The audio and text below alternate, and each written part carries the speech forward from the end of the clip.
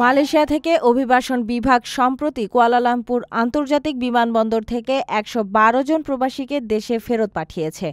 ফেরত পাঠানোর মধ্যে ৭৬ জন পুরুষ এবং ৩৬ জন মহিলা রয়েছেন।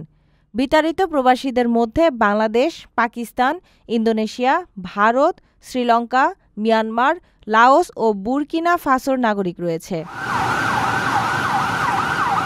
অভিবাসন বিভাগের কর্মকর্তা জানিয়েছেন, অভিযানটি দেশের সীমান্ত সুরক্ষা জোরদার করার পাশাপাশি অবৈধ অভিবাসন নিয়ন্ত্রণের অংশ হিসেবে পরিচালিত হয়েছে।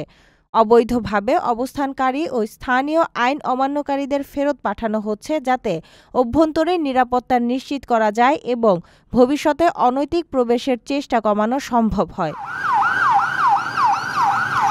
কর্মকর্তারা আরও বলেন, নিয়মিত তল্লাশি ও অবৈধ প্রবাসী নিয়ন্ত্রণ কার্যক্রম অব্যাহত থাকবে।